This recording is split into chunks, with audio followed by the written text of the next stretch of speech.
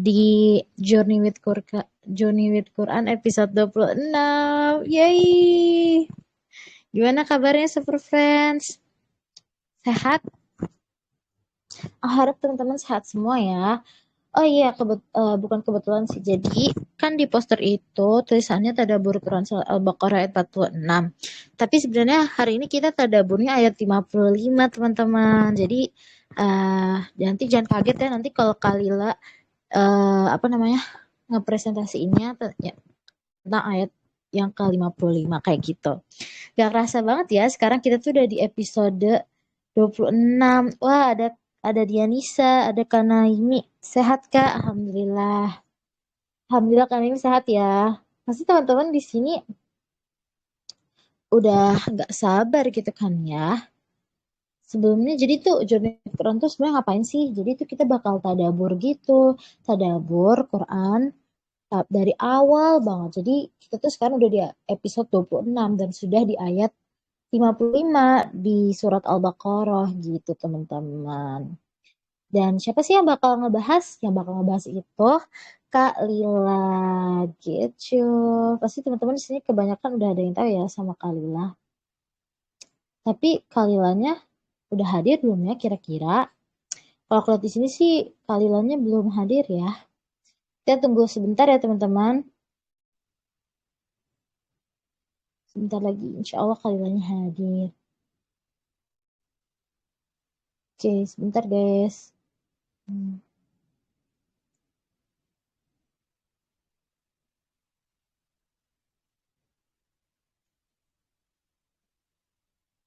Oke. Di sini ada Kak Wulan, ada Dianisa, ada Kak Naimi, ada Kak Mahardika, ada Kak Dava. Wow, welcome. Wah, kayaknya Kak Lilanya udah hadir nih. Assalamualaikum Kak Lila. Waalaikumsalam warahmatullahi wabarakatuh. Sorry tadi kayak ke gitu. Internetnya kurang. Ya maaf. Iya, Kak apa-apa Kak. Gimana Kak kabarnya? Alhamdulillah kenyang. Kamu gimana? Alhamdulillah aku juga kenyang. Alhamdulillah baik. Sudah makan pagi, siang, sore? Udah Kak, tinggal makan malam. Malam, tengah malam snack ya. Iya, soalnya aku udah kenyang juga sih. Aku sering makan angin. Waduh, ya nggak apa-apa. Ah, ah, ah. Sip Mm-mm. sip. Oke, gimana Kak? Udah siap nih Kak mau nyampein materinya hari Oke, ini Al-Baqarah 55 ya Kak berarti? alright. Siap. Aku screen share ya. Suara Oke, aku siap aman? Kak. Aman Kak suaranya? Alhamdulillah. Alhamdulillah. Hmm, jam kelihatan kah? Kelihatan. Oke.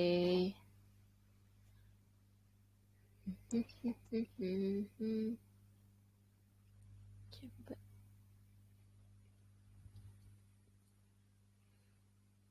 Maaf ya, ini agak lemotnya. Ini aku.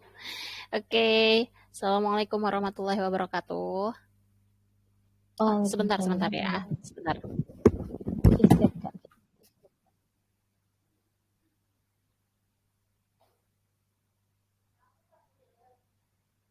Sebentar ya guys. Pasti kan excited banget kan? Tunggu sebentar lagi kita akan segera mulai dan membahas mentadaburin Quran surat Al-Baqarah 25. Oh, debak. Oh iya, teman-teman, nanti kalau yang tanya-tanya dan mau diskusi, aku udah bikin itunya yang tadi ya, apa sih tulisannya itu yang di channel. Kalian bisa langsung reply di situ aja ya. Nanti insya Allah aku bacain di akhir kalau ada yang mau bertanya-tanya. Oke guys, itu aja. Siap. Oke. Assalamualaikum warahmatullahi wabarakatuh. Masya Allah. Kabarnya gimana? Oh, teman-teman udah ditanya tadi ya kabarnya gimana? Adem banget dengernya ini. Yang mana? Oh, sehat. Alhamdulillah. Ini di pertengahan bulan Juli ya. Masya Allah, tanggal 13 lagi. uncle favoritku. Kita lanjutin lagi setelah sekian purnama. Ya, Al-Baqarah, Masya Allah. Ini kayaknya aku udah ngebayangin kalau misalnya selesai Al-Baqarah gitu ya, itu rasanya tuh seperti apa ya, perjuangan. Karena surat terpanjang dan memang kita ya apa ya, bi-weekly, 2 mingguan sekali gitu. Pasti kerasa juga teman-teman, Masya Allah pendalaman dari setiap ayatnya Al-Baqarah ini. Oke, kalau kita flashback sedikit ya, ayat kemarin itu kita ngomongin tentang scene di mana Nabi Musa alaihissalam bersama Bani Israel diselamatkan dari kejaran Fir'aun. Coba diingat-ingat lagi gitu ya, misalnya um, apa cerita-cerita masa kecil gitu ya, atau misalnya teman-teman yang suka dengan apa ya, sirah gitu, atau misalnya kisah-kisah Nabi. Nah, itu ini bisa relate nih ke ayat 50-an di Al-Baqarah. Nah, jadi scene-nya kemarin itu setelah diselamatkan gitu. Nah, setelah diselamatkan dari kejaran Fir'aun, yang terjadi apa? Mereka ternyata tuh menyembah itu ya, menyembah sapi, patung sapi itu, terus kayak wah, pokoknya itu udah chaos banget ya. Karena ditinggal sebentar oleh Nabi Musa naik ke Gunung Tur, lalu bertemu dengan Allah gitu kan, pas turun. Sebentar.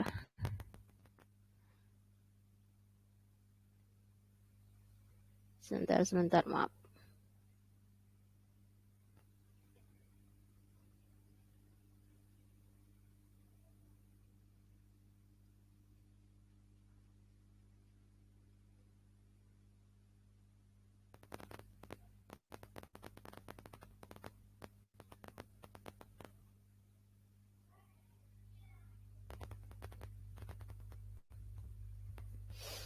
Nah, setelah Nabi Musa turun, ternyata mendapati ya Nabi Harun juga sudah nggak bisa menghalau mereka gitu, dan Bani Israel ini kayak, waduh, gimana ya, baru aja kemarin ibaratnya gitu diselamatin, dan mereka melihat sendiri miracle bahwa terbelahnya lautan itu, sekarang kok udah begini gitu ya. Nah, jadi scene-nya adalah sekarang terdampar di gurun, dan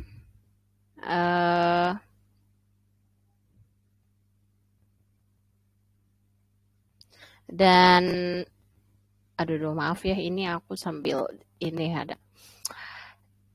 Dan maksudnya ibaratnya kayak Allah memberikan peringatan gitu kepada mereka. Nah, sekarang coba kita lihat ya dari ayat 55 sampai sekitar 59. Jadi, dan ingatlah ketika kamu berkata, wahai Musa, kami tidak akan beriman kepadamu sebelum kami melihat Allah dengan jelas. Maka halilintar menyambarmu sedang kamu menyaksikan. Kemudian kami membangkitkan kamu setelah kamu mati agar kamu bersyukur. Dan kami menaungi kamu dengan awan, dan kami menurunkan kepadamu man dan salwa. Makanlah yang baik-baik dari rezeki yang telah kami berikan kepadamu. Mereka tidak menzolimi kami, tetapi justru merekalah yang menzolimi diri sendiri. Dan ingatlah ketika kami beri firman, masuklah ke negeri ini, Baitul Maqdis, maka makanlah dengan nikmat berbagai makanan itu yang ada di sana sesukamu. Dan masukilah pintu gerbangnya sambil membungkuk, dan katakanlah, bebaskanlah kami dari dosa-dosa kami. Niscaya kami ampuni kesalahan-kesalahanmu, dan kami akan menambah karunia bagi orang-orang yang berbuat kebaikan. Lalu orang-orang yang zolim mengganti perintah dengan perintah lain yang tidak diperintahkan pada mereka. Maka kami turunkan malapetaka dari langit kepada orang-orang yang zolim itu, karena mereka selalu berbuat fasik. Nah, ini scene-nya tadi gimana? Jadi scene-nya mereka sekarang terdampar di gurun pasir, nggak ada apa-apa di situ ya. Dan mereka bikin kesel lah ibaratnya ya, bikin kesel Nabi Musa gitu ya. Pokoknya Bani Israel ini ya gitulah, oh, annoying gitu kalau misalnya istilahnya kita. Nah, di ayat 55 tadi kan mereka bilang kami bisa ketemu dengan Allah langsung kan. Jadi kan gini, Nabi Musa kan naik ke Gunung Tur bertemu dengan Allah lalu turun membawa wahyu lah kepada mereka, kepada Bani Israel. Terus Bani Israel ini malah ngomong, coba sini mana kita aja yang ketemu Allah langsung. Gitu. Seolah-olah kayak gitu. Kayak misalnya kayak ngomong gini, kenapa harus pakai perantara kamu gitu ke Nabi Musa gitu ya. Kenapa harus pakai perantaramu engkau Musa? Ya kenapa gak kita aja langsung kita ketemu Allah langsung, kita ngomong sama Allah langsung. Gitu loh narasinya itu seperti itu di ayat 55 tadi. Nih, jadi wahai Musa, kami gak akan beriman kepadamu. Jadi mereka tuh kayak gak mau percaya dengan wahyu yang disampaikan oleh Nabi Musa. Dengan mereka bilang sebelum kita lihat Allah dengan jelas, mana buktinya, mana coba Allah bilang kayak gitu. Allah kan bisa bilang ke kita langsung, gak usah lewat kamu, gak usah lewat perantara gitu. Gitu coba ngomongnya. Lalu Halilintar menyambar ya mereka gitulah. Itu apa namanya, bentuk punishmentnya atau hukumannya. Tapi ini kalau di kehidupan kita biasa ya, kehidupan sehari-hari lah gitu. Contoh-contoh orang yang kayak mana buktinya? Misalnya bukan dikasih dalil sih, tapi misalnya di Islam itu kan begini begini begini, nggak bilang, halah mana buktinya, halah emang bener Allah bilang gitu langsung, emang iya gitu. Jadi kayak seolah-olah pengen apa ya, seolah-olah membawa esensi berpikir logis gitu, tapi sebenarnya didasarkan kepada tidak mau beriman. Jadi beda ya, kita mencari pembuktian dengan mencari alasan supaya tidak beriman. Misalnya ada ayat, bukan ayat sih, tapi misalnya ada ajaran Islam yang kayaknya tuh kurang kurang cocok deh sama aku gitu. Misalnya apa ya, ayat berhijab. Aduh, aku tahu sih. Maaf. Beda orang yang dia paham dan dia menerima bahwa memang wanita harus berhijab tapi dia belum siap nih misalnya. Tapi dia menerima, oh iya sih emang harusnya berhijab ya kalau perempuan muslim tuh. Dengan orang yang bilang emang mana di ayat mana disuruh berhijab, itu kan kayak menutupi badan, menutupi aurat aja. Ya udah kan aku pakai baju panjang kok, aku enggak, maksudnya ya enggak apa-apa lah kalau rambut. Jadi kayak banyak alasan seolah-olah nyari mana di ayat mana gitu. Emang Allah nggak ngomong ke aku langsung ya, atau misalnya ini kenapa harus aku dengerin ustadz ini ustadz itu. Nah inilah contoh-contoh ya di kehidupan nyata kita saat kita sebenarnya mendapatkan sebuah apa ya, sebuah ilmu gitu, pandangan atau teguran atau nasihat gitu, kita mendengar di kajian dan sekiranya itu kok kayaknya aku kayak masih berat ya untuk menerima ini, nggak apa-apa, mau cari dalilnya juga boleh-boleh aja, tapi bukan mencari untuk supaya nggak diimani. Nah itu dia. Jadi makanya pertama itu kan sami wa ta'na, maksudnya apa? Taati dulu. Pembuktian itu ada dan bisa menyusul, tapi imani dulu, percayai dulu, karena banyak hal-hal atau orang-orang itu justru nggak mau percaya dulu, terus sok-sok cari pembuktian. Makanya juga banyak ya pertentangan gitu. Nah, di ayat selanjutnya itu juga dikatakan kami membangkitkan kamu setelah kamu mati supaya kamu bersyukur, tapi kok malah ngelunjak gitu. Mereka ngomong kayak gitu. Dan tadi ya pas mereka ngomong wahai Musa, coba itu narasinya tuh ngomongnya tuh kayak kayak manggil temen aja biasa yang setara sama mereka. Padahal kan ini Rasul Allah ya, pembawa wahyu. Nabi Musa itu termasuk adalah nabi yang membawakan wahyu. Berarti ibaratnya derajatnya levelnya tuh di atas kita banget gitu kan. Biasanya kita tuh respect harusnya sama orang minimal banget, Pak gitu kan, Bu, itu sebenarnya bentuk respect aja gitu kepada orang yang lebih dihormati atau dihargai. Ini Rasul Allah tapi mereka nyebutnya nama doang gitu, kayak Hai Musa ya, kayak gitu, wahai Musa. Mereka nggak menyebut Nabi Allah, Rasulullah, enggak, tapi nyebutnya Musa aja, kayak orang-orang lain gitu. Nah, maka mereka itu tadi dikirimkan halilintar, suara yang sangat besar memekakkan telinga sampai sakit sakit telinga lah gitu ya. Itu punishmentnya buat mereka. Terus punishmentnya apa lagi buat Bani Israel saat itu? Itu sebenarnya punishment ini apa ya? Itu karena pelencengan kemelencengan mereka yang sangat-sangat sangat-sangat besar juga gitu. Jadi kejahatan mereka itu juga sangat sangat besar. Ya ibaratnya kayak jahiliyah gitulah gitu. Orang-orang jahiliyah dulu gitu. Tapi mereka kan dalam kondisi sebenarnya tadinya diselamatkan, mereka melihat juga, habis itu bukannya bersyukur, bukannya terus percaya pada Nabi Musa, malah mereka memberontak lah gitu ya. Akhirnya ya mereka kayak terdampar di gurun pasir itu sampai 40-an tahun. Tapi walaupun seperti itu, Allah tetap memberikan mereka makanan, shade apa ya, naungan gitu ya. Di ayat ini kan, di ayat apa tadi? 57 nih. Dan kami menaungi kamu dengan awan, kami menurunkan padamu man dan salwa, makanlah, diturunkan rezeki. Nah, ibaratnya gini, kita terdampar di gurun pasir, kagak ada apa-apa. Udah gitu panas banget dong pasti ya. Gurun pasir ya, bukan kayak di Indonesia mah ya sepanas-panasnya Indo, tapi kayak masih lah kita bernaung di halte, masuk ke rumah atau gimana. Kok di situ kosong blontong nih, kosong gurun pasir doang, dan itu panas banget. Itu udah nggak mungkin lah bertahan hidup di situ. Apalagi ini bertahun-tahun loh gitu. Terus kok mereka bisa survive, mereka bisa tetap hidup karena Allah turunkan rezeki.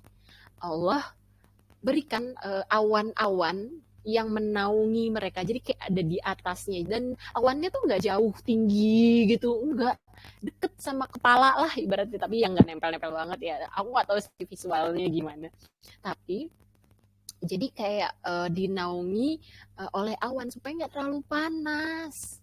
Habis itu juga itu kan menurunkan hujan kan, air, sumber air buat mereka kalau aus bisa minum gitu dari air hujannya.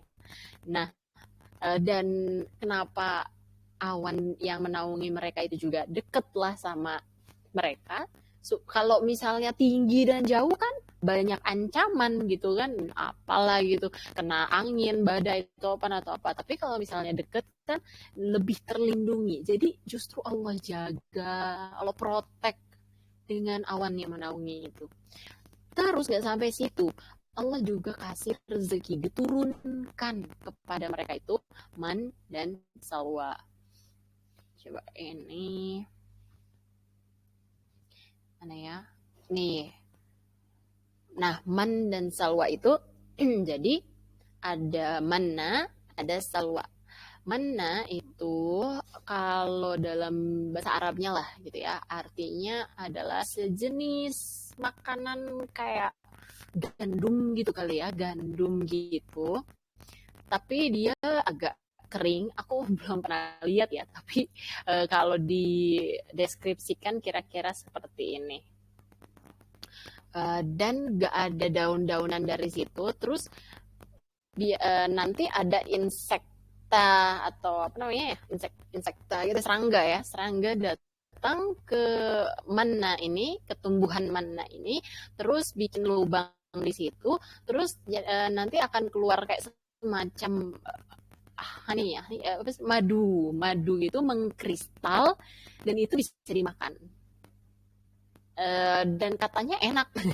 Aku wallahu alam ya, dia tuh nggak ada apa ya namanya, nggak ada padanan katanya di bahasa lain loh. Jadi banyak gini, kalau misalnya kurma, ya kurma kan ada bahasa Inggrisnya, ada bahasa Arabnya, ada bahasa apanya gitu lah ibaratnya, ada bahasa. Kalau mana itu di negara lain pun disebutnya mana, tetap mana. Ini jadi kayak unik gitu, khas.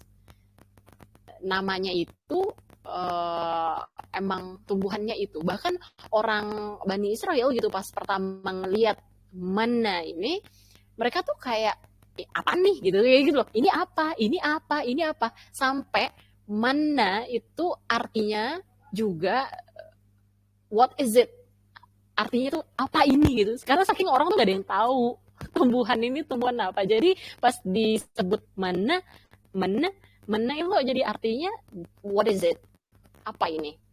Padahal dia tumbuhan itu tadi ya, tumbuhan kayak sejenis gandum. Nah, tentunya Allah juga memilih kata mana itu nggak sembarangan. Padahal bisa aja kayak pakai kata apa ya, biji, benih, gandum, beras, atau apa yang lain gitu. Bisa aja. Kenapa harus mana? Ternyata mana dalam bahasa Arab artinya juga nikmat atau berkah, favor, yang diturunkan. Jadi diturunkan rezeki, diturunkan nikmat, diturunkan berkah, itu artinya mana dalam bahasa Arab.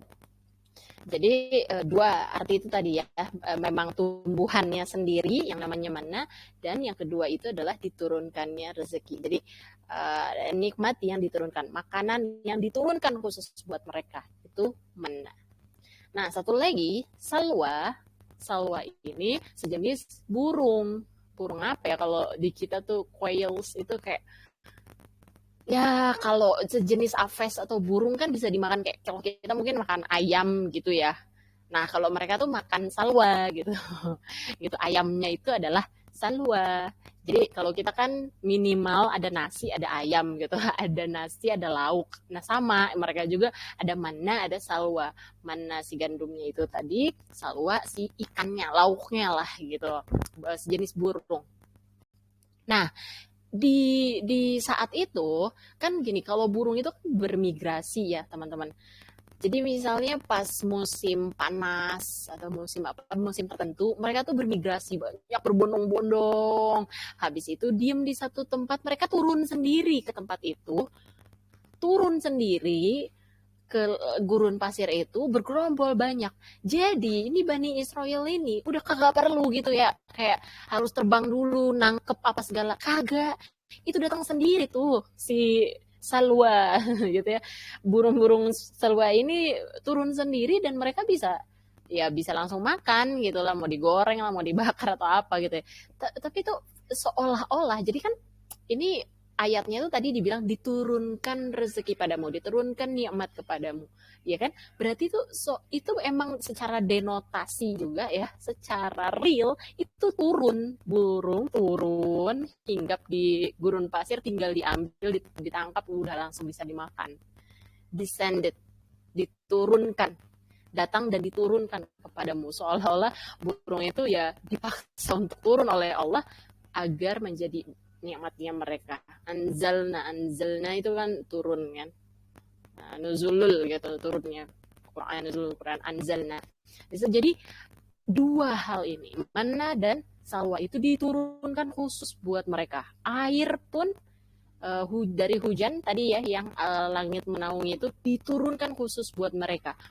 Despite of apa yang mereka udah lakuin selama ini ya gitu ya, yang melenceng gitu ya, yang bikin kesel Nabi Musa juga gitu, tapi tetap diturunkan nikmat kepada mereka, mana salwa.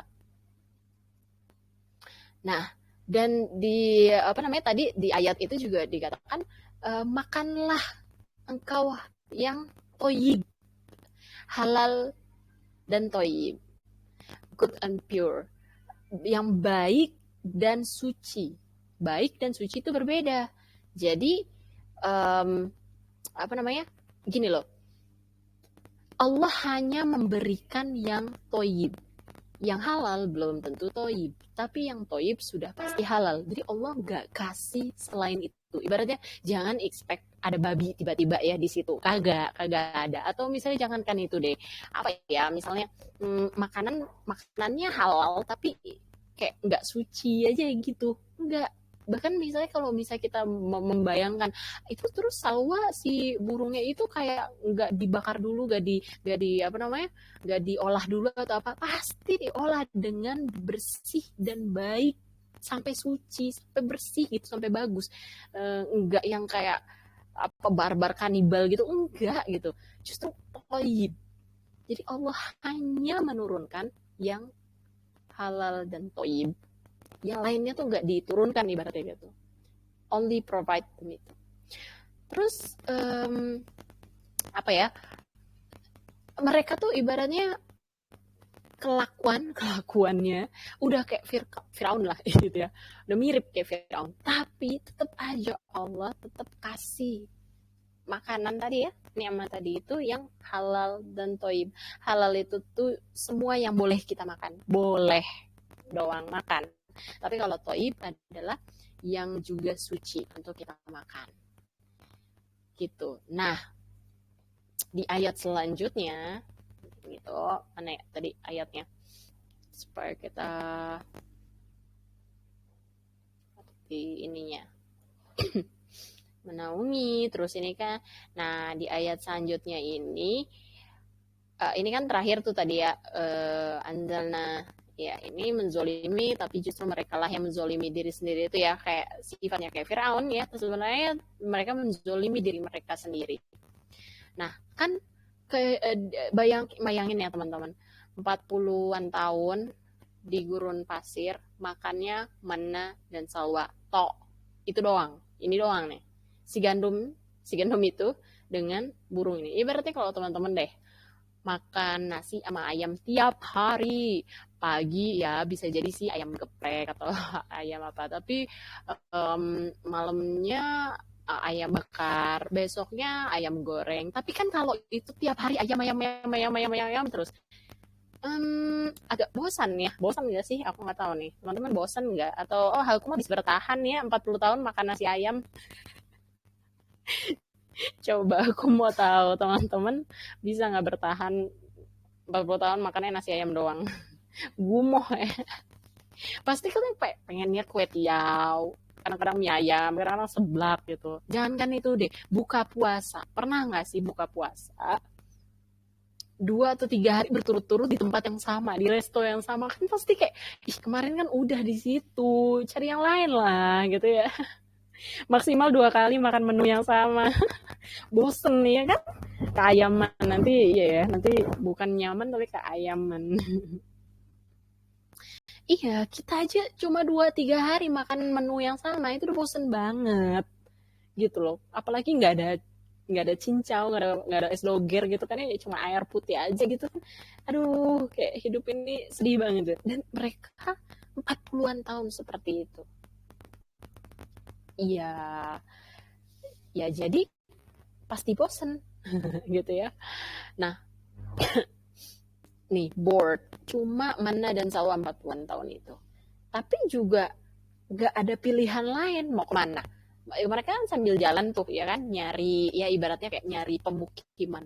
Tapi di zaman itu semua negara-negara, ya berarti negara-negara lah, itu punya giant walls, military walls ya, kayak Firaun juga sama lah gitu kan, yang melindungi pemukiman mereka sendiri, karena memang setiap negara tuh kayak punya militernya sendiri, defense-nya sendiri, yang enggak yang kayak oh ya silahkan masuk gitu, enggak, mereka tuh dikelilingi oleh tembok-tembok besar negaranya itu ya, dikelilingi tembok-tembok besar yang menjaga negara itu sendiri. Jadi kalau orang dari luar ya mau nggak mau harus lewat gerbangnya atau apanya itu pun juga nyari mati banget ya. Ini sekumpulan orang tiba-tiba datang gitu kan, udah gitu kayak gak jelas gitu. Nggak mungkin, jadi mereka nggak bisa juga masuk kemana-mana, nggak bisa ke pemukiman orang mana-mana, ya terdampar aja gitu 40-an tahun di gurun pasir. Makannya mana salwa gitu, nanti makan malam apa, mana salwa, besok makan apa, mana salwa, sahurnya mana salwa, udah aja gitu terus aja gitu sampai 40-an tahun.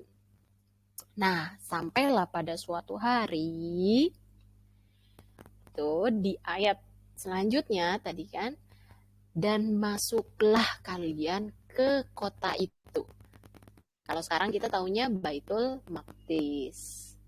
Jadi di ayat ini dikatakan ini sudah saatnya kalian, ibaratnya apa ya, bukan kalian sudah bersabar sih, tapi ibaratnya ini kalian bosen kan makan itu aja, kalian kepanasan ya, tetap aja panas ya, walaupun dinaungi awan dan lain-lain pasti juga panas, sakit, banyak yang mungkin anak-anak juga meninggal atau gimana. Nah, masuklah ke kota ini, makanlah apapun yang kalian inginkan. Kota ini terbuka untuk kalian dan kalian bebas makan apapun di sini. Ayatnya mengatakan itu. Itu kota kosong. Jadi kayak kalau dulu itu kan ibaratnya misalnya nih, bukan berantem, apa sih namanya, perang nih antara dua negara. Nah, yang kalah atau yang apa kan jadi kayak kotanya atau negaranya terasingkan, abandon tuh apa ya, terabaikan gitulah. Kotanya kosong, nggak ada apa-apa gitu, terus orang-orangnya juga kayak nggak ada. Nah, pasti kota ini gitu ya, atau negara ini itu juga kan mereka sebenarnya secure, sebenarnya awalnya aman gitu kan, awalnya ada gerbangnya apa ya segala, terus dengan tatanan kotanya gitu ya, ini emang kota yang bagus gitu, cuma sudah kosong, sudah tidak berpenghuni. Jadi mereka pas masuk juga tuh bukan yang kayak masuk kota terus kayak kalau di scene film tuh kayak yang apa-apa rusak, rumahnya rusak, apa ya rusak, nggak bisa ngapa-ngapain gitu ya, nggak bisa menduduk atau apa gitu. Enggak, ini tuh bagus, dalam keadaan baik. Baitul Maqdis dalam keadaan baik, tapi ya kosong aja, terabaikan aja, abandoned city. Nah, dikatakan gitu, dan gini loh, kenapa di ayat ini tuh kayak di highlight kata-kata gerbang itu telah terbuka untuk kalian. Gerbang itu adalah simbol keamanan yang paling ketat. Kalau kita mungkin rumah-rumah kita nggak terlalu ini ya kayaknya. Kalau orang luar atau ini ya, mereka tuh kalau gerbang itu tuh sangat-sangat menjadi simbol dari security. Kalau udah gerbangnya itu dibuka gitu ya, atau gerbangnya terjebol, ya artinya sudah keamanannya sudah kejeblos gitu. Atau misalnya kita membolehkan orang untuk masuk itu dengan buka gerbangnya dulu gitu. Kalian orang luar, oh kamu boleh kamu masuk, di welcome lah gitu ya, silakan kita buka gerbangnya. Nah, ini gerbang yang sangat secure, simbol dari ketatan keamanan dari kota itu dibukakan buat mereka. Kan rasanya gimana tuh ya. Wow banget gitu kan, dimuliakan banget dong mereka, ibaratnya kayak disambut gitu, sampai gerbang yang paling amannya aja dibukakan buat mereka. Lalu di ayat ini juga dikatakan mereka harus memasuki kota itu dalam keadaan bersujud atau falling into sajda gitu, sajda. Nah, ini sujud tuh bukan yang kayak pas kita namanya, kalau kita sholat tuh kan ada postur sujud gitu kan ya, terus sampai kepala menyentuh lantai gitu. Enggak, ini tuh sebenarnya lebih ke apa yang namanya, cara kayak kita menghormati gitu, hormat. Kalau teman-teman, aku nggak tahu deh, nonton film-film yang kayak Roman Empire gitu nggak sih?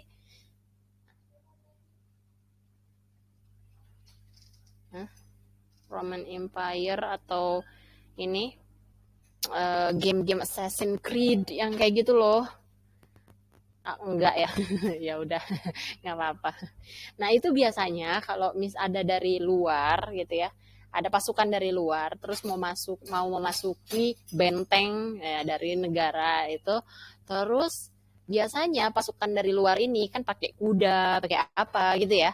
Itu tuh kayak kasih simbol atau apa ya, kasih gestur badan agak membungkuk. Tahu kan teman-teman ya, agak membungkuk gitu, atau enggak mereka tuh menempelkan tangannya tuh ke kudanya, terus sambil mereka masuk pelan-pelan masukin gerbangnya gitu. Jadi itu emang udah ya, inilah attitude saat kita memasuki negara lain gitu, saat lewat gerbang itu. Nah, itu disebut sajda. Itu disebutnya sajda saat itu gitu. Makanya apa namanya, iblis iblis itu nggak mau kayak begitu. Itu bahkan sebenarnya bukan sujud banget, tapi ya ibaratnya menghormati, nggak mau karena dia merasa ngapain gue menghormati gitu, menghormati Nabi Adam gitu. Karena kalau dia saja itu artinya dia kayak kita humble ourselves, kayak kita membawa diri kita permisi gitu di bawah gitu. Oh, terima kasih sudah boleh masuk, oh terima kasih sudah diperbolehkan ini, kayak gitu loh. Kayak kita menghormati yang punya rumah lah gitu. Masa kita punya rumah, kita juga kalau masuk rumah orang kan punten permisi gitu, sambil kayak membungkuk-bungkuk gitu ya nggak teman-teman? Atau teman-teman masuk ke rumah orang cuma kayak petantang petenteng gitu ya, dadanya dibusungkan gitu, udah kayak yang punya. Iya kayak gitu.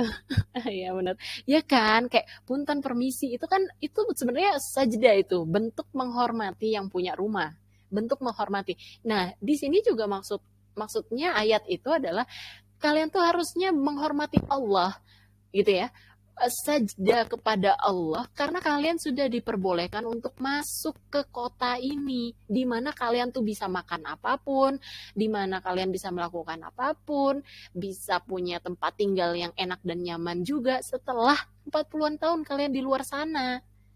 Jadi apa sih susahnya dengan permisi doang, membungkukkan badan sedikit, dengan sajeda sedikit, apa sih sulitnya? Tapi ternyata emang susah, buat mereka tuh susah. Mereka tuh justru kayak pas ngeliat, yeay, congratulates gitu. Yeay, akhirnya kita bisa makan ini, makan seblak, makan itu, kita nggak makan mana salwa lagi. Langsung jebur gitu. Gak ada sajeda-sajedanya. Ini Bani Israel ya.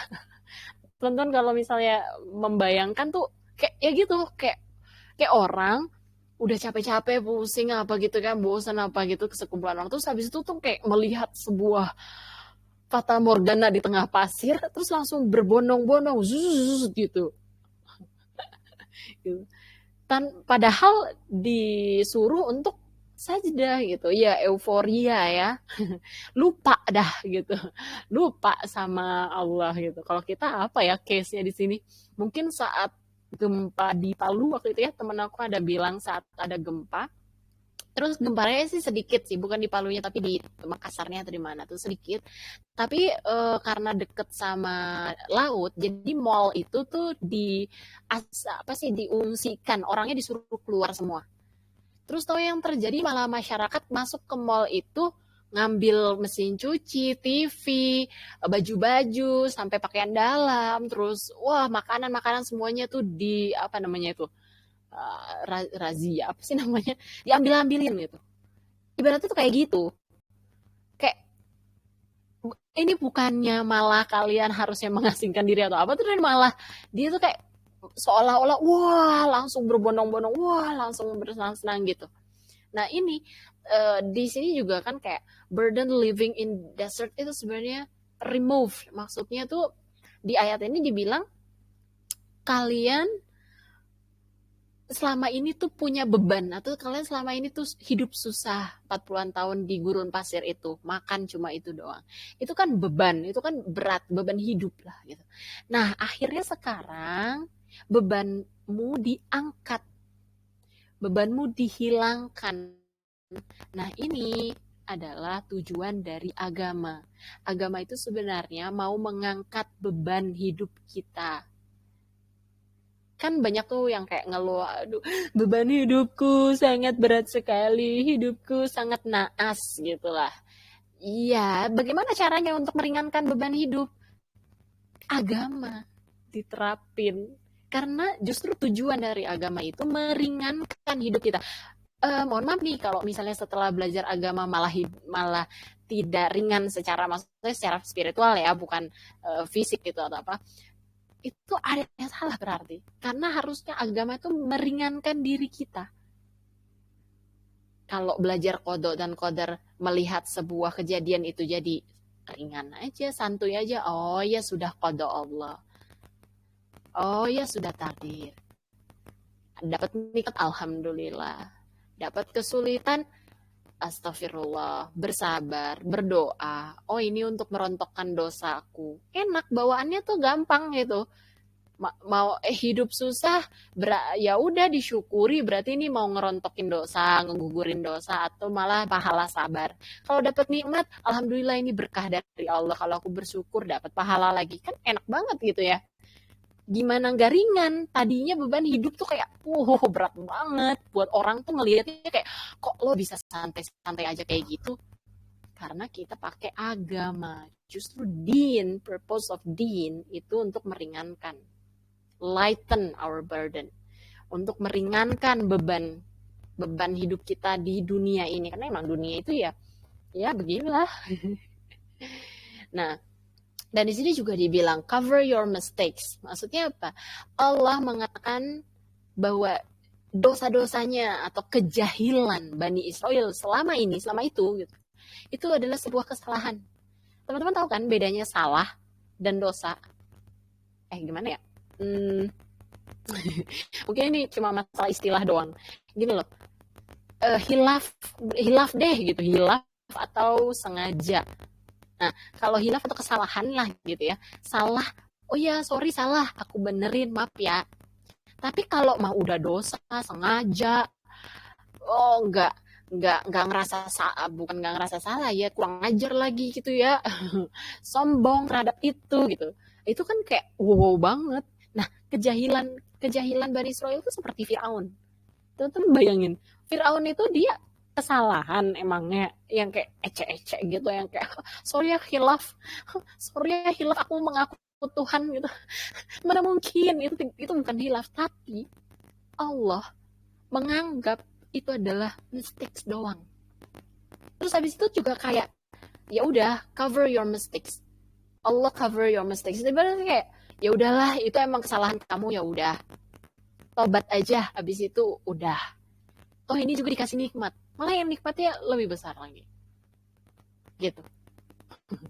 Dan justru di saat saat-saat yang baik, dikasih nikmat, itu kan mereka kan kayak baru masuk kota baru, makannya terus kehidupannya udah gitu ya. Itu kan saat yang baik sebenarnya itu ya. Mereka apa ingat Allah? Enggak, sajadah aja tadi nggak mau, boro-boro. Nah, kebanyakan kita ya gitu, saat keadaan kita baik, itu happy, apakah kita bersyukur, apakah kita ingat sama Allah? Malahan banyak tuh yang kayak, ih, gak usah suruh ini deh, gitu. Nggak mau banget sih gue menikmati hidup, gitu. Kok ngajak-ngajak gue ngaji, nggak mau banget yang ngelihat gue tuh seneng, gitu. Seneng, kok nyuruh-nyuruh gue putus gitu, nggak mau banget ngelihat gue seneng sebentar gitu. Kayak jadi apa ya, justru di saat-saat bahagia gitu, senang, itu kita harus agak eling diri gitu ya, mawas diri. Wah, ini justru waktu-waktu yang harusnya aku ketar-ketir, takutnya istidroj lah, takutnya kita di luar batas atau gimana, kita malah lupa sama Allah. Gilirannya susah, sedih gitu ya, sholatnya lebih panjang. Ingat sama Allah. Nah, ini emang susah gitu, sulit. It's not an easy thing untuk mengingat Allah di saat-saat yang sedang senang, sedang happy, sedang baik-baik aja, sedang biasa-biasa aja. Itu emang susah. Dan itu levelnya namanya muhsinin. Ada muslim, muslimin, mu'minin, muhsinin. Muslim ya cuma orang muslim, muhsinin ya cuma orang beriman. Kalau mu'minin orang yang beriman, muhsinin orang yang ihsan. Ihsan itu ingat selalu sama Allah, mau di saat baik, mau di saat buruk, di saat senang ataupun di saat susah, selalu ingat sama Allah. Itu level yang tinggi. It's not an easy thing, but it's not impossible. Nah, dan tadi ya di ayat itu kan ada dikatakan dan lafazkanlah ibaratnya itu ya, atau katakanlah, doa gitu. Doa lah, ini kata-katanya mana ya? Sebentar. Nah, dan katakanlah, bebaskanlah kami. Nah, ini ya ada kata-kata bebaskanlah kami. Ini doa, ini itu doa. Bebaskanlah kami, itu doa. Doanya ini pendek ya. Nggak kayak kita misalnya apa ya? Robbana atina fid dunya hasanah wa fil akhirati hasanah. Wah, panjang, itu panjang. Ini cuma satu kata doang, teman-teman. Bebaskan kami. Cuma satu kata. Mereka disuruh berdoa itu saat mereka sudah mendapatkan ini ya, hittah. Cuma disuruh ngomong hittah. Udah, itu doang. Cuma satu kata ini. Doanya satu kata ini. Tapi apa yang mereka lakukan? Mereka malah mocking. Mocking itu kayak ngelucu-lucuin gitu loh. Bikin jadi lelucon. Apa? Hintah. Hintah gitu. Mereka malah ngomongnya hintah. Hintah itu kalau dalam bahasa Arab tuh artinya gandum fresh. Apa ya, kayak sejenis makanan lain yang bukan mana. Jadi ibaratnya kayak mereka tuh ngomong, akhirnya kita nggak makan mana. Mereka ngomong itu hintah. Gitu. No more mana, kita nggak makan mana lagi. Kita makannya yang lain. Kita sekarang makannya hintah gitu. Padahal yang disuruh mereka untuk doakan itu hittah. Mereka harusnya ngomongnya hittah. Bebaskanlah kami, bebaskan. Tapi justru mereka ngomongnya tuh kayak hintah ya, pleset-plesetan, tau lah ya. Zaman sekarang mah banyak yang kepleset. Semuanya diplesetin. Bahkan kata-kata aja diplesetin jadi dark jokes gitu. Nah, ini mereka juga kayak gitu. Jadi kayak fokusnya tuh udah kayak, menu lain sekarang, makannya menu lain, gitu. Nggak makan mana salwa lagi. Mereka jadi ngepleset-plesetin doanya dari hittah jadi hintah. Nah, dijelaskan gitu bahwa hukuman buat mereka itu nantinya adalah kulitnya tuh kayak dikelupasin sampai yang bagian dalam tuh jadi di luar. Aku tidak bisa bayangkan gitu. Tapi kan kayak mereka emang di luar nurul banget gitu ya kelakuannya. Nah, kenapa sih sampai punishmentnya segitunya banget gitu ya? Ibaratnya nanti di akhirat itu. Karena mereka itu kesalahan mereka tuh bukan yang kayak karena mereka nggak mau sajda, karena mereka ngeplesetin hittah tadi, atau karena mereka menyembah sapi dan lain-lain gitu. Enggak, tapi corruptions yang mereka lakukan. Jadi ini kayak akumulasi dari kejahilannya mereka, kejahatannya mereka, kesyirikan yang mereka lakukan selama 40 tahun itu pun semuanya itu tuh kayak udah akumulasi. Bukan karena hal-hal kecil doang yang sekarang, tapi akumulasi. Makanya juga kalau di kehidupan kita ya teman-teman, kalau ada sebuah azab yang terjadi kepada kita atau musibah lah gitu, bisa jadi itu juga karena dosa kita di masa lalu. Ya orang mah bilangnya karma, tapi sebenarnya kayak bukan karma juga sih, tapi kayak apa ya, kayak dampak atau konsekuensi dari kesalahan kita masa lalu. Kita pernah salah sama orang, kita ngezolimin orang, sengaja atau tidak sengaja, terus hidup kita agak susah sekarang gitu. Itu ada, emang kayak gitu. Nah ini juga sama mereka ngelakuin kejahatan yang sangat gitu ya, udah terakumulasi dengan waktu yang panjang, bahkan sampai mereka mengejek agama. Itu nih, mengejek agama Islam atau mengejek agama mereka sendiri. Aduh, ini tuh udah kayak levelnya beda lagi nih ya kalau udah sampai ngejek agama. Kadang-kadang kita juga kalau hati-hatilah gitu ya sama lelucon, lucu-lucuan. jangan-jangan ini ngejek agama. Karena ngejek agama tuh, wah itu ya ibaratnya ya dosanya Bani Israel gitu. Yang tadinya kayak lucu-lucuan doang, jangan-jangan bisa ke sana. Lucu yang lain aja lah. Gitu. Nah, corruption yang mereka lakukan. Nah, ini iblis juga ya. Iblis itu dikutuk, bukan dikutuk sama Allah, tapi kayak maksudnya diberikan hukuman gitu ya kepada iblis itu bukan cuma karena sekali dia nggak mau sujud kepada Nabi Adam, cuma karena itu doang gitu, enggak, tapi apa, dia bisa ngelakuin yang lain-lain juga gitu, panjang syirik sama Allah gitu kan, terus hal-hal yang tidak menghormati, terus kayak saat Nabi Adam dibuat juga dia kayak ngeliat-liatin lah keluar dari lubang tubuhnya Nabi Adam ke sini ke sana kemari, tidak respect sama sekali dan lain, maksudnya kesalahan dia tuh banyak, apa yang dia lakukan tuh dosa-dosa itu banyak banyak gitu ya, cuma ya kayak puncaknya dan yang di highlight ya bagian dia nggak sujud kepada Nabi Adam itu aja gitu. Jadi hati-hati juga gitu ya kalau kita melakukan sesuatu yang mungkin kita rasa tuh kayak ya udahlah dosa kecil, tapi kan kalau itu dilakukan lama panjang bisa jadi berat juga gitu ya. Nah, Nabi Musa meninggal saat ya kayak melewati 40 tahun di gurun pasir itu. Wallahu alam apakah Nabi Musa juga merasakan masuk Baitul Maqdis, tapi 40 tahun yang tadi di gurun pasir susah-susahnya itu, lalu Nabi Musa meninggal dunia. Doanya Nabi Musa itu cuma ini, ya Allah selamatkanlah aku dari orang-orang yang zolim, yaitu mereka, Bani Israel ini. Aku nggak punya urusan apa-apa sama mereka, ya Allah. Udah cukup. Ya Allah, udah cukup. Tolong putuskan aku dengan mereka. Aku nggak ada urusan sama mereka.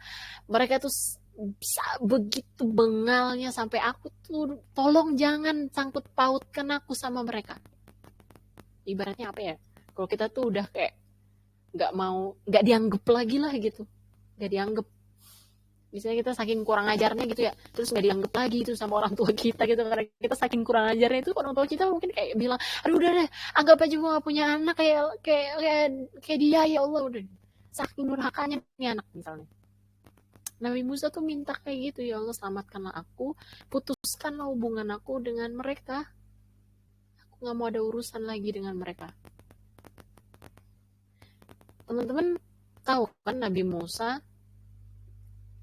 secara tidak sengaja membunuh seorang tentaranya Firaun saat dulu pas masih di Mesir gitu ya, pas masih sama di temannya Firaun itu ya. Itu kayak saking takutnya, bukan takut sama Firaun tapi takut sama Allah. Dia itu kan Nabi Musa itu manusia lagi, nabi rasul yang sangat tidak suka melihat ketidakadilan. Kan saat Nabi Musa berjalan-jalan di pasar gitu kan, ngelihat Bani Israel, kaumnya beliau itu hidupnya susah, kerja paksa gitu kan, teman-teman ingat tuh ya scene itu. Itu kan kayak meringis banget, Nabi Musa tuh meringis banget, makanya keluar pas siang-siang di jam-jam makan siang yang break yang pas panas banget, terus membagikan makanan diem-diem. Nah, karena itu kayak hati nuraninya Nabi Musa tuh kayak terenyuh banget ngelihat ketidakadilan yang terjadi oleh Firaun gitu. Nah, ingat juga nggak yang cerita Nabi Musa dengan Nabi Khidir? Aku rekomen banget sih ini buat cari-cari cerita dan tafsir tadaburnya lah, pokoknya tadaburnya tuh di Al-Kahfi, surah Al-Kahfi. Itu mantep banget. Jadi kayak kan ini spoiler alert aja ya, dikit-dikit lah. Kan Nabi Musa ikut sama Nabi Khidir. Terus Nabi Khidir ya ibaratnya guru Nabi Musa. Nah, itu kan ada rangkaian peristiwa yang terjadi saat Nabi Musa ikut sama Nabi Khidir. Waktu Nabi Khidir membolongkan perahunya nelayan, Nabi Khidir membunuh anak laki-laki, terus Nabi Khidir melakukan gitu, itu Nabi Musa itu ya.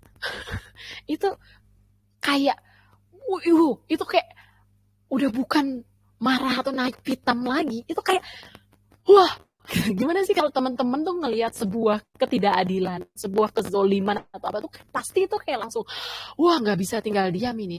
Langsung kan ngomong kan Nabi Musa saat itu, Nabi ya Nabi Khidir kenapa engkau melakukan itu? Padahal sudah dikasih tahu di awal. Jangan protes, jangan nanya apa-apa sampai selesai perjalanan kita. Tapi saking Nabi Musa itu melihat kok dibunuh, kok gini, kok gitu. Saking dia tuh punya punya apa namanya ya, nilai keadilan dalam dirinya yang sangat tinggi. Jadi pas melihat keadaan gitu, ya udah lupa gitu, hilang gitu janjinya pas di awal. Nah, sekarang coba teman-teman bayangin, ini manusia yang sama, Nabi Musa, yang tadi ikut sama Nabi Khidir itu tuh, ngelihat sedikit begitu aja itu cuma berapa hari tuh ikut sama Nabi Khidir, ya paling beberapa hari, nggak nyampe seminggu beneran. Itu aja sudah gregetan ya. Sekarang coba bayangin Nabi Musa hidup bersama Bani Israel yang bengal dan bin jahil ini 40-an tahun. 40-an tahun teman-teman. Itu udah di luar nalar sabarnya, apanya. Itu pasti tuh kayak gregetnya itu ya setiap ngelihat Bani Israelnya itu begini begitu, terus syirik, terus ngelakuin apa gitu. Ini orang yang sama loh, manusia yang sama, Nabi Musa, yang beberapa hari doang aja nggak tahan melihat ketidakadilan itu. Ini harus 40 tahun hidup di gurun pasir bersama Bani yang jahil banget kayak gini. Tapi itulah makanya Rasul berbeda gitu ya dengan kita, Nabi itu berbeda sama kita, ujiannya juga berbeda. Nabi Musa tuh selalu minta sama Allah, ya Allah kuatkanlah aku. Dan bahkan di saat kematiannya Nabi Musa, akhirnya ibaratnya gitu loh, akhirnya aku terlepas dari mereka, selama ini kesabaranku selama ini tuh akhirnya gitu. Jadi ya kesimpulannya lah dari ayat 55 sampai 59 ini adalah Allah itu sayang banget sama kita, sama semua manusia di muka bumi ini, bahkan sama Bani Israel yang jelas-jelas setelah mereka melihat mukjizat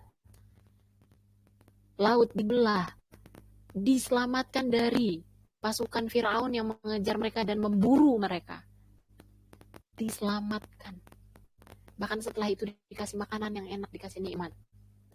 Tapi apa balasannya Bani Israel itu kepada Allah?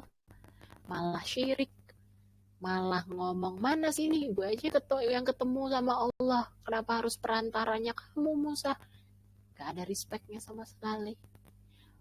Bahkan setelah diturunkan nikmat, turunkan berkah gitu ya, bahkan setelah dibukakan gerbang Baitul Maqdis buat mereka, makan apa itu, sujud aja enggak, terima kasih aja kagak, ingat aja enggak. Bahkan yang seperti itu pun Allah consider, maksudnya Allah mempertimbangkan mereka melakukan kesalahan aja. Kesalahan, namanya salah bisa dibenerin,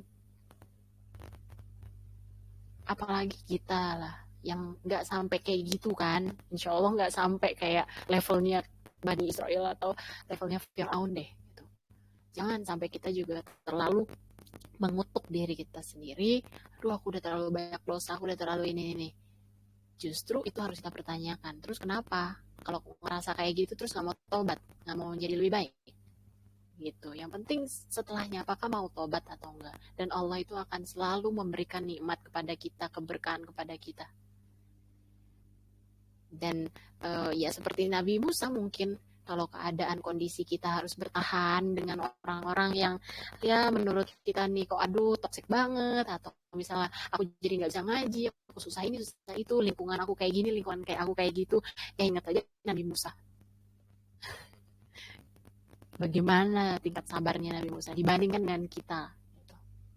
Jadi insya Allah ini bisa jadi pelajaran buat kita dan khususnya banget buat aku.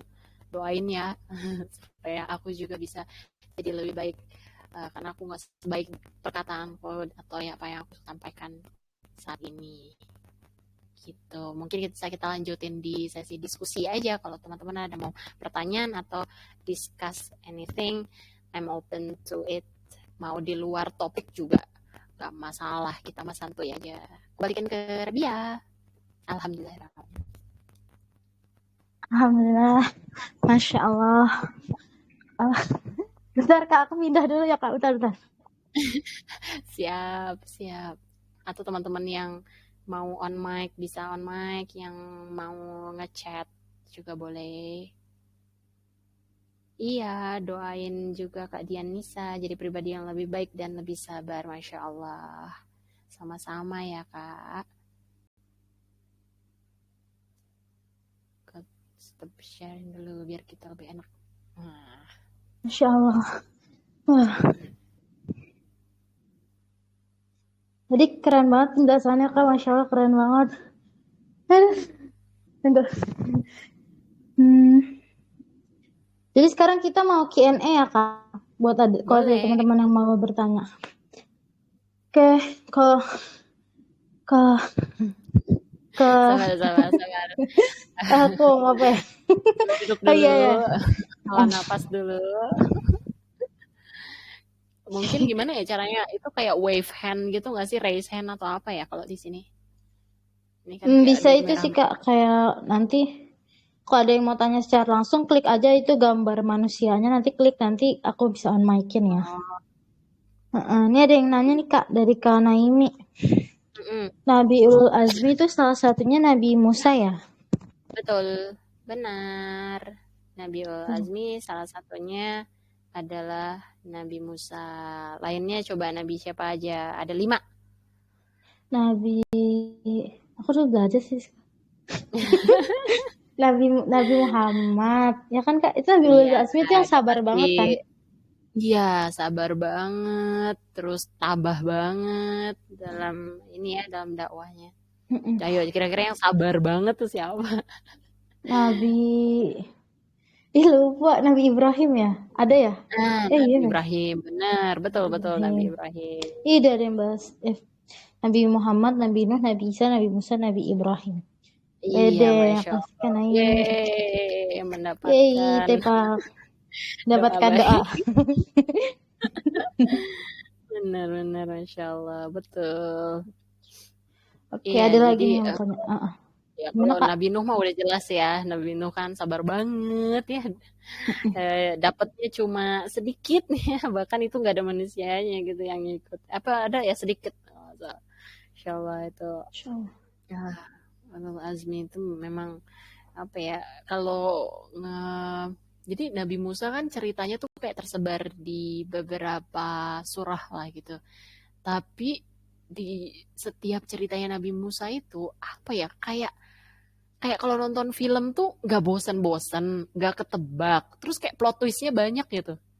Cerita romansnya ada, ya kan? Yang pas itu di Kanaan gitu kan.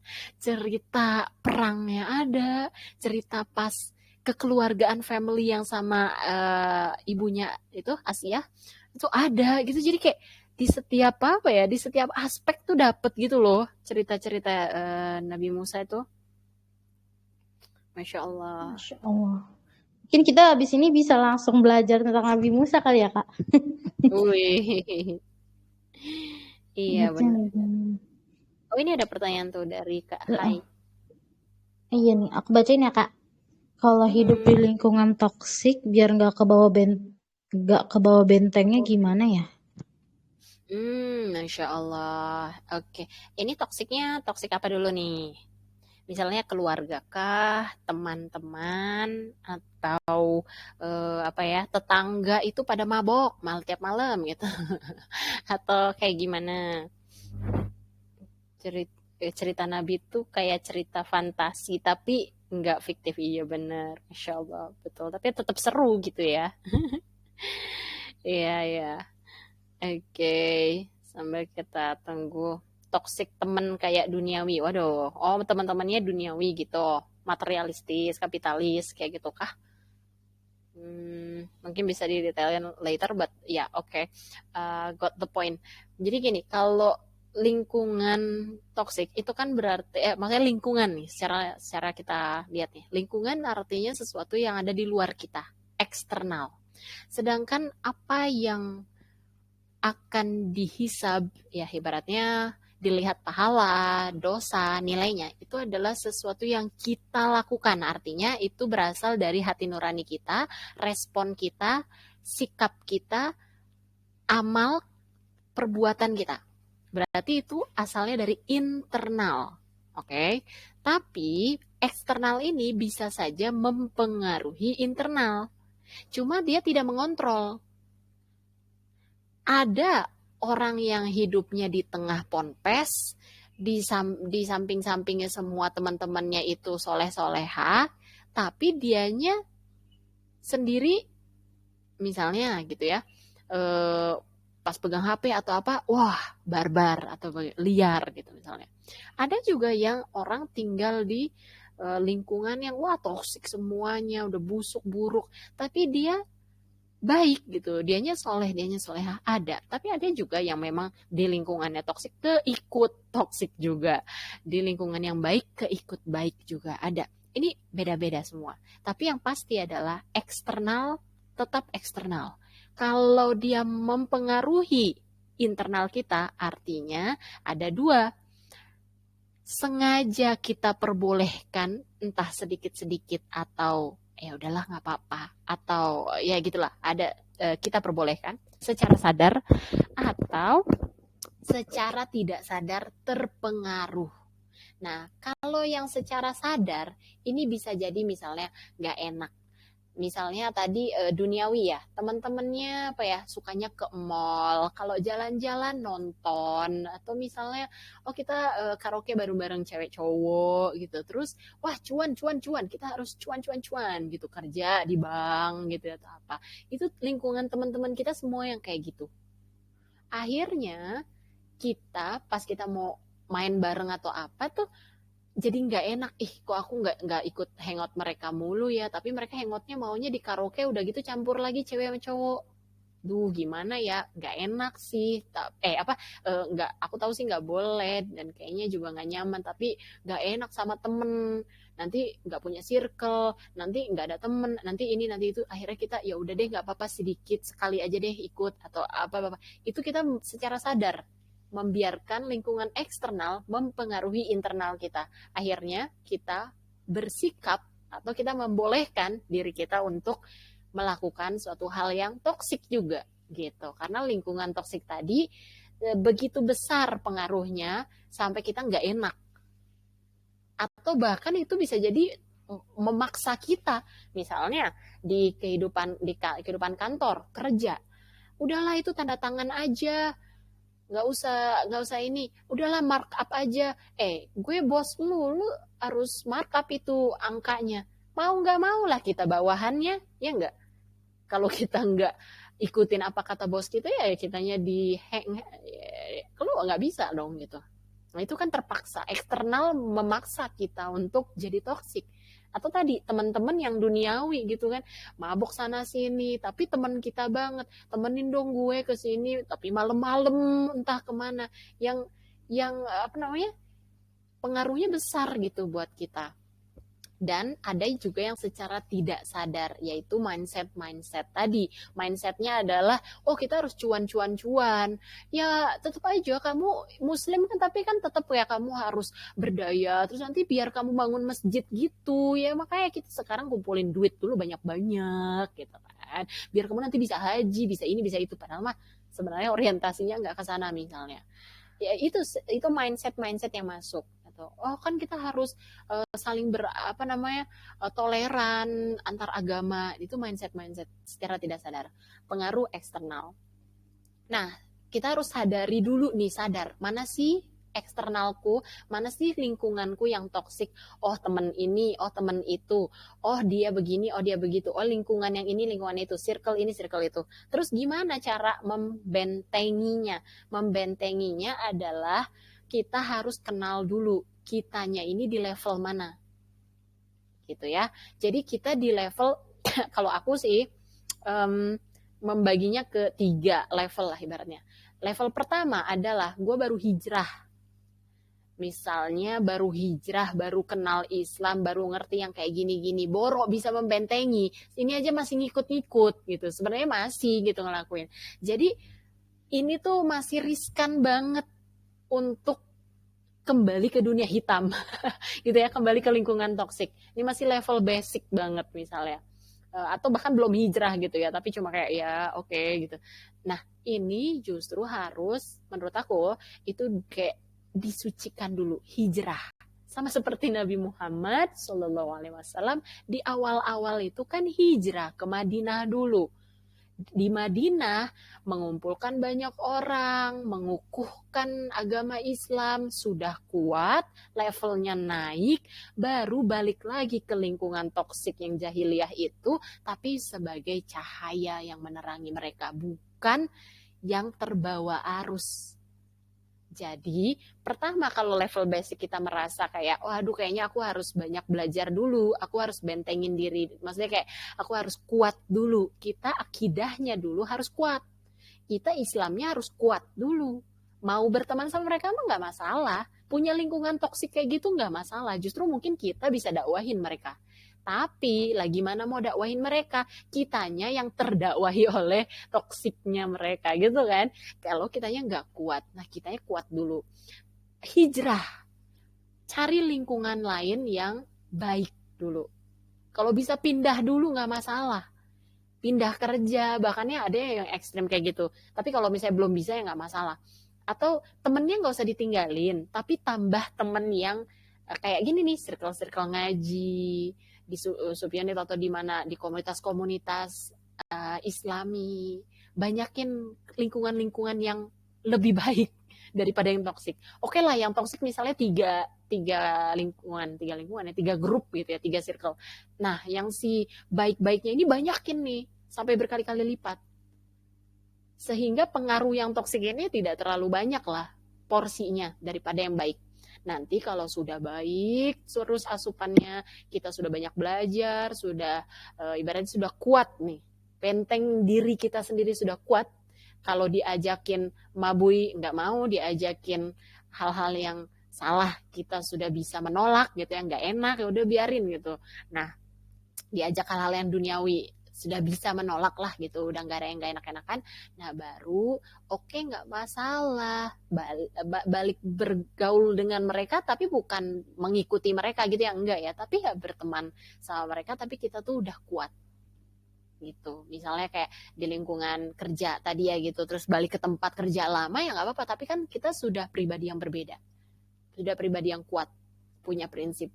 Nah kita bisa berani gitu bilang ke bos kita, mohon maaf Pak Bos, ini nggak bisa nih kayaknya saya markup, coba saya bikin supaya tepat, baik, dan efektif, nanti saya kasih lihat Bapak, tapi mohon maaf ya kayaknya kalau di markup ini kayaknya kurang baik ya Pak ya.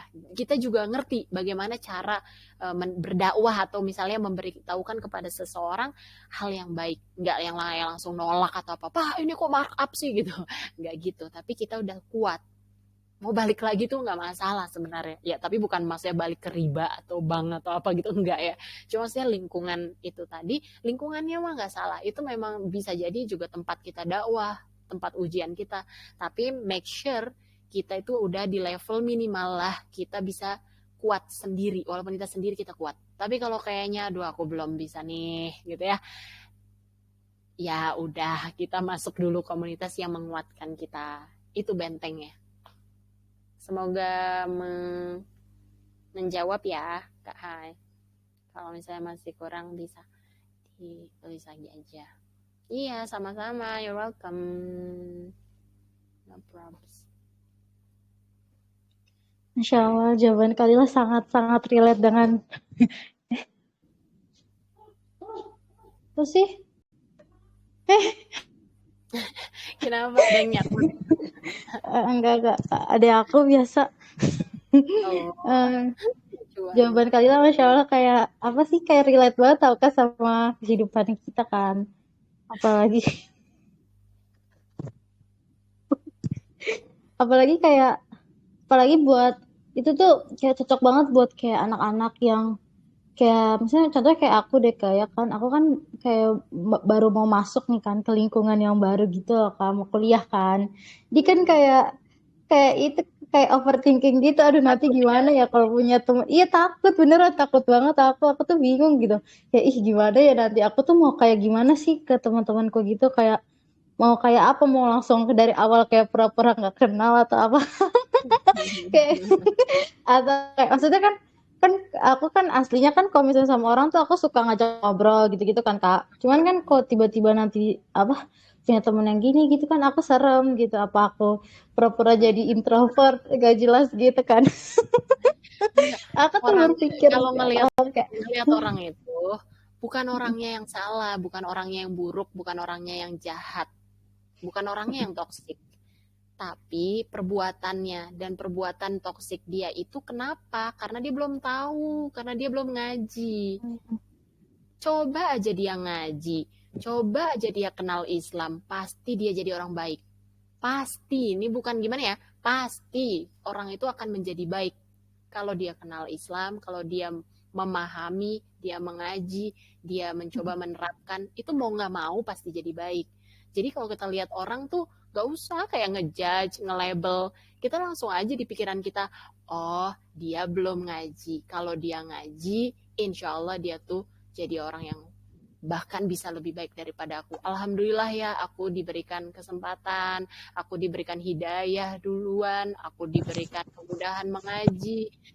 Apa ternyata banyak orang di luar sana tuh belum tahu. Mereka cuma karena belum tahu bahwa apa yang mereka lakukan itu salah dan merugikan sebenarnya buat diri mereka sendiri. Seandainya mereka tahu, pasti mereka juga jadi orang yang baik. Hei, keterima di univ mana, Bia? di itu aku boleh ngomong gak sih ya? Gak usah lah ya. Di Jakarta Kak Upi, aku di Depok Yes. gitu. Oh, Kak ada yang bertanya lagi. Iya, Oh, kuning. Rekomendasi film kisah para nabi apa tuh, Kak? aduh, kalau film ya, aduh, kenapa ya? Aku suka film sih, tapi film-film ini kan ibaratnya mungkin juga karena agak sulit karena tidak boleh kan ada aktornya, si Nabi ini ada aktornya gitu kan nggak boleh gitu kan. Jadi nggak terlalu banyak, paling yang kayak di apa namanya film-film Turki gitu, atau ada sih waktu itu animasi. Aku suka lihat di YouTube itu animasi Prophet Prophet Animation atau apa gitu judulnya. Quran Animation. Sama sebenarnya aku lebih ke apa, kalau misalnya untuk kisah-kisah Nabi ini itu tadaburnya Ustadz Noman Ali kan. Jadi yang ngedengerin Ustadz Noman Ali kan cerita aja, jadi kayak kebayang oh kayak gini, oh kayak gitu. Pernah nonton di TV kartun, iya kan? Di TV-TV Aku juga. kartun paling itu.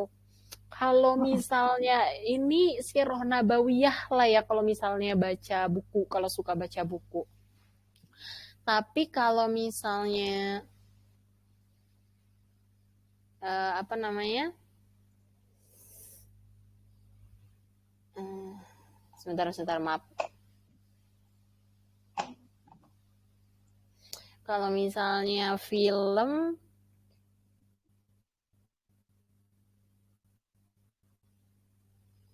bentar, sama-sama. Um, Film ya, oh atau ini kajian-kajiannya Ustadz Pago waktu itu, kisah Nabi itu kan sangat lengkap ya oleh Muslim United, yang kisahnya dari ini Ustadz Pago, boleh tuh dikepoin Ustadz Pago, kisah-kisah Nabi. Itu dari awal Nabi Adam sampai Nabi Muhammad itu diceritain dengan lumayan detail lah. Ada sih visual-visualnya sedikit tuh, Muslim United itu tuh keren banget. Kalau film lain paling tuh kayak di sisihan-sisihan apa gitu, di sisihan cerita-cerita gitu. ini nih kayaknya nih harusnya apa ya namanya ya, PR PR kita ini sebenarnya. Masa film-film yang di luar sana itu sudah drakor, sudah sampai berapa episode gitu loh, sampai ribu-ribuan, tapi kisah Nabi tidak ada dibikin filmnya dibikin visualisasinya gitu loh. Wah, wah, waduh, waduh, ini beban kita ini sebenarnya sih harusnya. Makasih banyak juga Kak Dianisa. Kita nih apa namanya yang ngerti bikin film, yang ngerti bikin animasi, bikin apa tuh, wah ini emang harus komik ada sih kalau nggak salah komik. Kayak punyanya itu ya Kak, Ustadz Saif Ghazi yang suka cerita tentang sejarah-sejarah itu. Itu bagus komik-komiknya. Aku suka baca kayak Muhammad Al-Fatih gitu, seru sih itu. Kayak keren gitu loh Kak, kayak ada gambarnya kan, terus kayak keren. Terus kalau komik tuh bacanya kan nggak capek, soalnya cuma tulisannya dikit-dikit. Mungkin orang bisa cari komik-komik yang kayak kartun-kartun gitu ya Kak. Betul. Tadi juga kayak kata Kalila tuh bisa cari di Muslim United Ustadz Paga tentang kisah Nabi. Aku dengerin dari Ustadz Muhammad Ali kan. Itu aja pernah yang kisah Nabi Musa tuh dari awal sampai akhir. Kayak diceritain tuh kayak nonton film, kayak ngedenger film gitu. Komplit banget, Masya Allah. Tapi ya dalam bahasa Inggris sih. 3 jam apa 4 jam gitu diceritain. Apa pemaparan Ustadz Muhammad Nabi Musa. Mantap, mantap. Yang itu seru juga tuh yang Nabi Khidir dan Nabi Musa. Nabi Yusuf apalagi. Wow. Wow. Udah di satu surah itu. Di depan para cewek pada masanya. Kan Nabi Yusuf selalu terkenal yang potong tangan itu ya Kak, lagi masak. Ya, gitu.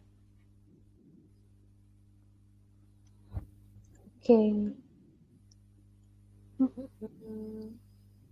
Oke deh, ada lagi yang mau bertanya nggak nih teman-teman?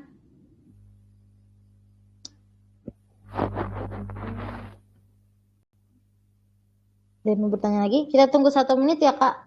Kalau misalnya nanti nggak ada, kita akhirin aja. 1 menit, ya ampun, lucu banget. Gak apa-apa, buat di luar ngetik topik juga aman, di luar ini juga nggak harus sesuai topik. Yang baru pertama kali ikut siapa aja nih? Iya bener nih. Yo, yang baru pertama kali siapa aja? Kayak gimana? Lihat Kak Naimi yang baru lihat.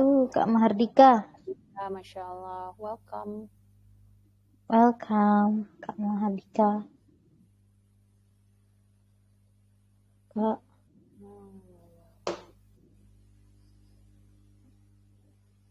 Nih, karena ini. Nyimak. Wede. Nanti jangan lupa ikutan lagi ya kakak-kakak semuanya di Journey with Quran selanjutnya. Pasti dong sama Kalila. Yang paling super duper debak ya. Enggak, aku cuma menyampaikan doang, bahkan aku jauh banget dari apa yang aku sampaikan tuh kayak astagfirullahaladzim, ketar-ketir. 2 minggu sekali Kak, jadi iya kan ya, pekan depan libur dulu, mungkin kakak-kakak belajar sendiri gitu ya, tadabbur sendiri, nanti berarti di pekan depannya lagi baru ada lagi 2 minggu sekali. Minggu sekali. Jadi catat tanggalnya teman-teman. Apa kayak di itu apa sih namanya? Kayak ditandain di kalender. Oh, setiap hari Kamis 2 minggu sekali ada JWQ, jadi ketinggalan. Kece. Kakak insya Allah. Ini juga kalau nyatet-nyatet atau misalnya mau di abadikan momennya tuh bisa tag aku juga sama selpe apa ya selpe aja sih Kak. Self apa aja. sih? Self Self di Instagram. masalah. Salah lagi. Ada juga kok di ini tadabur di biasanya ntar nanti tapi di subunit sebelah ya di XOL Hmm. malam itu Al-Mulk itu juga malam Jumat malam ini nih Al-Mulk tapi kalau aku ya paling Q&A aja ntar sama Kak Aul Al-Mulknya dibahas tadaburnya di Extra XOL terus di XK Dreamers juga ada tapi minggu pagi ya kalau nggak salah aku tanya-tanya teman-temannya ini juga tadabur-tadabur gitu suka banyak juga kan ya di subunit lain juga ada. Bener. Kalau emang kayak pada kepo gitu, kapan aja ada tadaburnya teman-teman yang belum join di grup XK Wavers atau udah join tapi kayak bingung gitu. Jadi kita tuh biasanya bakal share info-info tentang kayak jadwal-jadwal gitu setiap jam 6 kan jam 6 GCX Wavers yang gede itu kan di YouTube. Nah, itu biasanya buat share info-info. Jadi kalau pada kepo-kepo, coba tungguin aja tuh jam 6 ada info dari subunit mana aja ya. Nanti tinggal ikut deh teman-teman gitu. Betul. Oh di ini juga lah aku jadi nge-endorse ya kadang juga ada acara ngetadabur juga di komunitas aku tuh yang ini jadi ya enak mohon maaf ya Kak Ulfi Kak siapa ya ini udah off record nggak masih recording boleh tuh join nanti suka ada acara-acara ngetadabur dan acara lainnya hangout juga Iya, betul. Di negeri akwat. Ya, aku juga di negeri akwat ya, tapi lucunya. iya kita pura-pura nggak kenal aja Oh iya, kita oke, pura-pura oke. nggak kenal dia Oke, kasih ya. ntar paling bentar lagi juga Kak Ulfi juga ayo sini Kak Semuanya kayak Lila tarik ya. iya tarikin ya Iya, udah kode tuh, Kak. Tinggal ditarik aja. Oke insya Allah kalau deh. misalnya kita berusaha mah nanti lama-lama malah gitu ya malah mendekat sendiri gitu cari lingkungan-lingkungan yang kayak gini tuh bagus Masya Allah aku juga anak hijrah dari yang dunia ya maksudnya nggak gelap gimana banget sih tapi kayak wah ya begitulah aduh sebobrok itu setoksik itu malah justru aku yang toksik dulu tapi hijrah alhamdulillah menyelamatkan ya insya Allah ya bisa bertahan nih selamatnya tapi wallahu alam insya Allah gitu ya bareng-bareng kita bertahan di dunia yang di dunia Dark yang jokes. ini dark jokes ups gitu Masya Allah iya sih kadang aku juga kayak bingung loh gitu sebelum hijrah tuh kayak aku nggak ngerti ini anak-anak ngaji pada ngumpet di mana pas masuk ke lingkungan ngaji tuh kayak wah ada ya orang-orang ini gitu ada ya lingkungan sebaik ini gitu dimana dulu tuh apa ya wah temen aja bisa saling sikut fitnah dan lain-lain gitu ya drama-drama itu kayak drama penthouse banget Masya Allah Bener. subhanallah gitu disyukuri Di aja sekolah teman-teman juga gitu sih, Kak.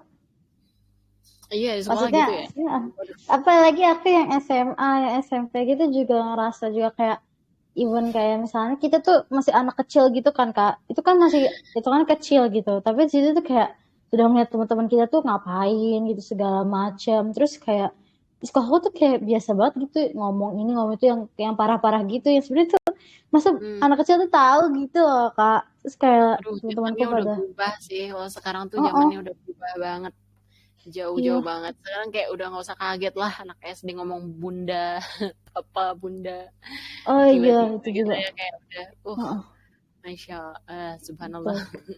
tapi Subhanallah ya banget.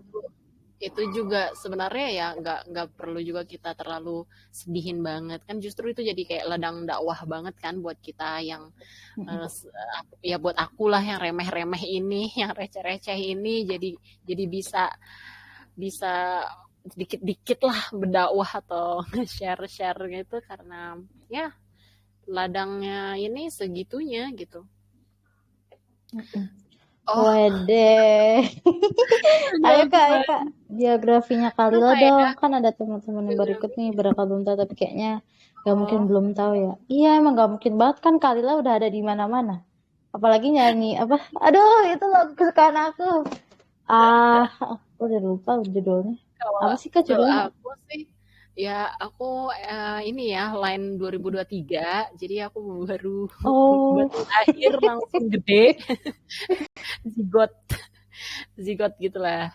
Em, kalau aku sih latar belakangnya tuh sebenarnya keluarga pun tidak terlalu apa namanya agamis banget atau apa gimana gimana enggak. Dan sekolah pun juga karena ikut-ikut teman-teman aja gitu ya nggak pernah kepikiran gimana gimana. Tapi emang orangnya ambis gitu ya kompetitif nggak mau ngalah ya agak keras kepala juga gitu. Astagfirullah. Terus alhamdulillah terus masuk ke universitas di Depok ya UI di Depok itu kan kayak liberal orang-orangnya gitu ya pemikirannya dan lain-lain gitu. Wah jenis-jenis orangnya bahkan itu juga sempet punya circle temen tuh mostly semua Chinese putih-putih ya bahkan petingginya apa ya ibaratnya kalau mereka tuh kelompok kelompok Kristen kalau kita kan ada kelompok Islam nih Muslim ya gitu ya. Muslim remaja mereka juga ada Kristen itu temen aku bestie banget gitu teman-teman aku tuh banyak tuh circle-circle yang non Muslim bahkan jadi bestie jadi circle saat kuliah gitu. Terus yang apa ya kalau mau bilang aib mah udah banyak lah aibnya gitu bahkan sampai masuk company perusahaan juga sempat kerja gitu ya di perusahaan Jakarta gitu. Eh, Berusaha untuk mencari apa kalau aku kan kayak life value-nya tuh saat itu kayak kesenangan jadi di mana yang membuatku senang ya itu yang ku kejar. Oh kayaknya aku bakal senang nih kalau misalnya dapat uang banyak ya udah cari kerjaan yang uangnya gede.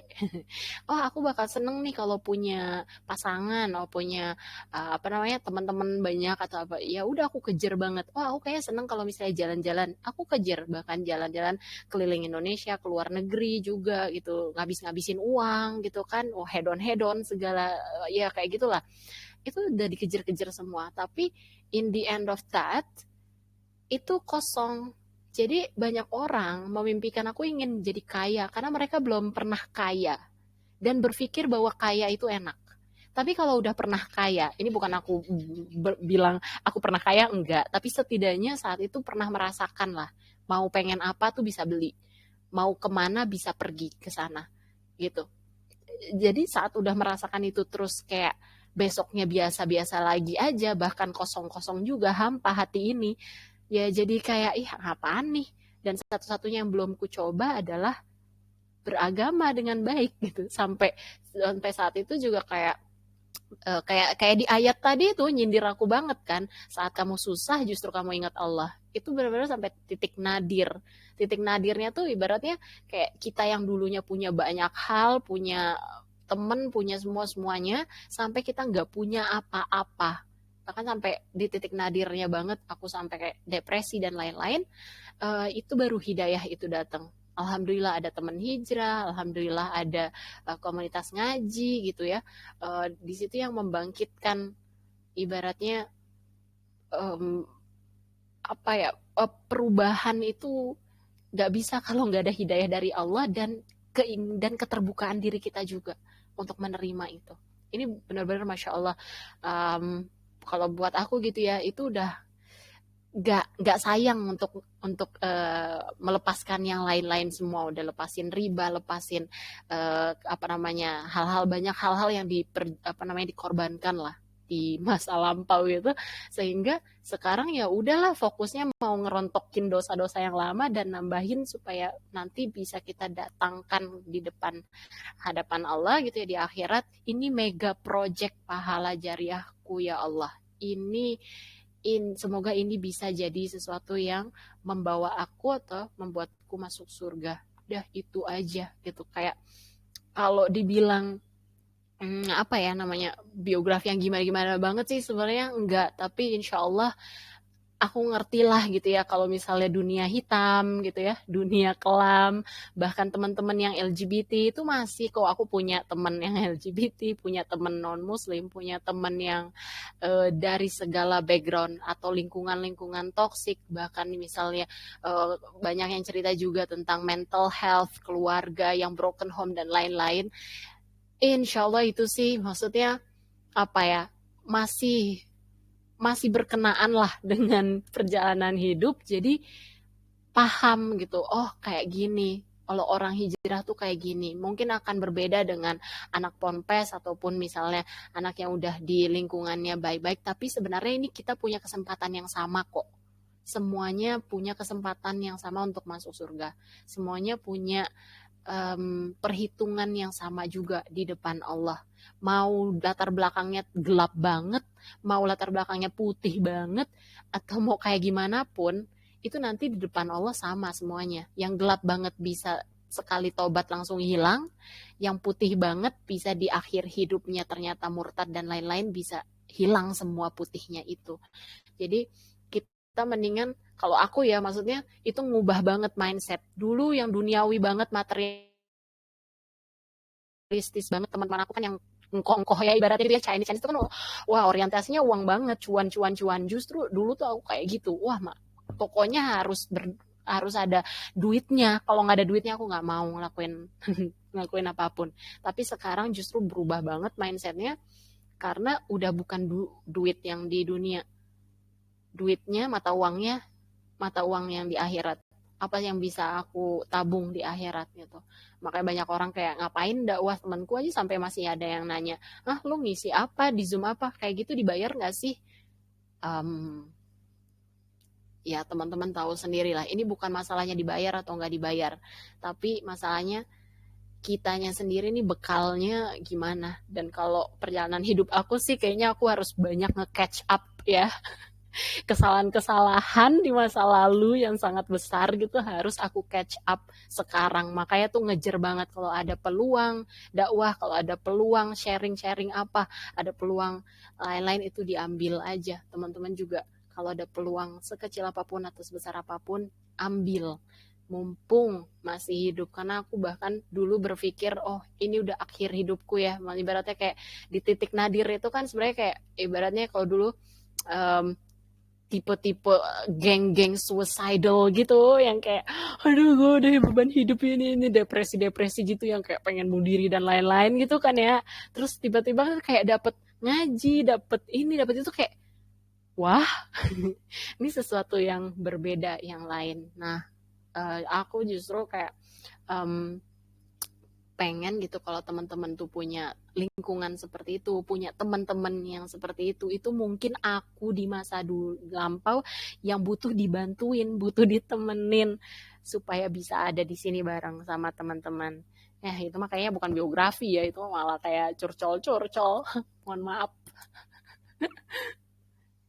Oke, ya udah maghrib ya di Kak Naimis ya. Oke, Masya Allah. Semoga kita semua bisa diistiqomahin ya Kak di jalan ini sampai nanti akhir. Amin ya Allah. Oke deh, karena udah maghrib kita akhirin aja kali ya Kak. Udah mau maghrib. Oke, aku mau bilang makasih buat Kalila yang udah nyempetin, udah ngasih waktu juga buat ngisi di Journey with Quran hari ini. Ilmunya Masya Allah semuanya itu kayak bermanfaat banget buat kita, bisa diterapin di kehidupan sehari-hari, bahkan itu relate banget sama kita. Makasih banyak ya Kalila. Sarangnya. Sama-sama semua teman-teman juga, Masya Allah. Makasih semuanya Kak Dianisa, Kak Nisha, hai, Kak Mardika, Dava, Kak Ufi, Rabia semuanya. Mohon maaf ya kalau ada salah kata dan lain-lain. Jazakumullah khair. Jazakillah khair. Maafin aku juga ya teman-teman semuanya. Aku juga mau bilang makasih buat operator terkece badai kita, Kak Upi. Makasih Kak Upi, sarangnya. Sarangnya. Makasih juga buat teman-teman yang udah hadir di sini. Dan jangan lupa ya, nanti kita tuh bakal ada Journey with Quran lagi, tapi 2 minggu setelah ini. Jadi tungguin dan jangan lupa ikutan. Oke deh, sekian dari aku, dari Kak Lila dan Kak Upi. Sampai ketemu lagi. Wassalamualaikum warahmatullahi wabarakatuh. Dadah, annyeong super friends.